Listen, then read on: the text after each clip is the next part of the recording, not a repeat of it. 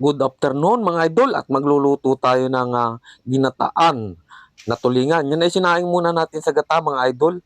Ayan yung ating tulingan at yung gata at nandyan din yung ating talong mga idol at nandyan din yung ating bawang, sibuyas at luya. Ayan na. Ayan naman ay talaga namang nakaprepare na mga idol. Nandyan din yung ating sibuyas. Ayan na. At may pamintang durog tayo idol dyan at may siling green. At yung ating kamatis na nakapupula at may patis tayo dyan mga idol. Ayan na, kumpleto na yan. Okay, umpisa na natin idol ang pagpaprito ng ating iniwang talong. Ni-slice ko lang mga idol yan at yung ating talong naman ay kagaganda. Ayan ay pagkukulay brownie natin ng kaunti idol, light brown lang. Hindi naman kailangan talagang tostado yan mga idol at panlagay nga natin yan dyan sa ating ginataang sinaing na tulingan. Ayan na, sinaing muna natin yan idol bago gataan. Ayan, at naiulam na rin natin idol yung iba niyan, yung ibang sinaing na tulingan at yung tira ay ginataan natin. Ayan na idol, i-cover natin yan. Ayan, at para hindi masyadong tumalsik yung mga mantika na yun sa ating mga braso. Ayan na, binalibaliktad na mga idol. Okay, ayan na mga idol at luto na yan at light brown na idol yan. Hindi naman kailangan tostado yung ating talong at inilagay na nga natin yan sa ating tissue paper. Ayan na, para masipsip yung mantika.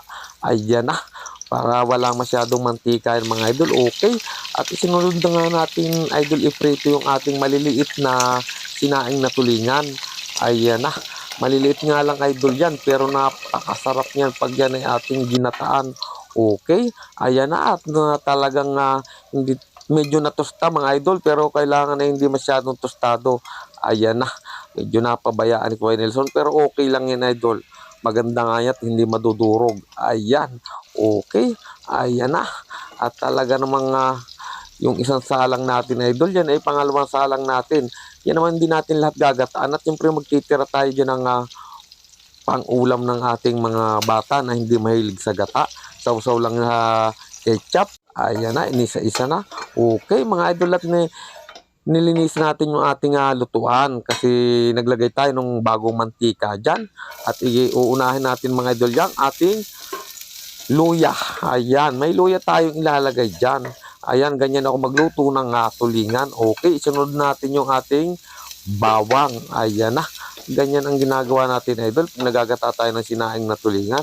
Halo-halo doon, halo dito. Ayan, at isunod natin yung ating sibuyas na napakasarap. Maraming sibuyas, mas masarap. Maraming bawang, mas masarap idol. Ayan na, at inilagay na rin natin yung ating original na gata. Napakalapot talaga idol niyan. Ating coco milk na yan. Okay, talaga namang ang ganda idol ng pagkagata talaga niyan. At hinalo-halo natin mga idol yan. Ang ginagawa ko yan, hinahalo-halo natin yan para sa ganun ay hindi mamuo yung ating gata. Ayan, hindi maglatik-latik. Okay, pag yan ay medyo light brown na mga idol ay talaga namang ilalagay na rin natin dyan yung ating paminta at ilalagay na rin natin na siling green idol na yan. Napakamahal idol ngayon ng sili. Ayan, sili niya, napakamahal idol ngayon talaga ng mga gulay. At isinunod na natin yung tomato, yung ating kamatis na kapupula at yung kamatis idol ngayong panahon ay napakamahal din. Ayan na. At naglagay tayo dyan ng alamang bagoong. Yan namang alamang bagoong idol na yun ay nung nabibili sa sari-sari store, sa mga grocery. Ayun ay luto na idol at pwede na rin pang ulam yan. Pakabili natin ay pwede na rin nating ulam yan. At yan ay may anghang.